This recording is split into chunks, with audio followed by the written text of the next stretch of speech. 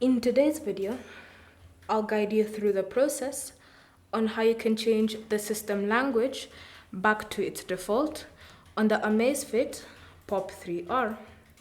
So start by accessing settings, and in settings, look for the option labeled language. If you don't understand the current system language, then just look for the globe icon and tap on it.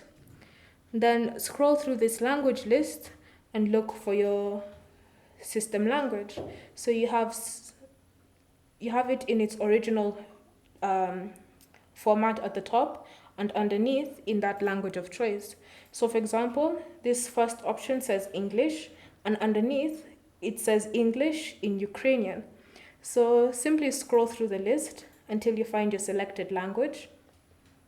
And then tap on it, and you'll notice almost immediately that the system language has now changed back to its default. Thank you for watching.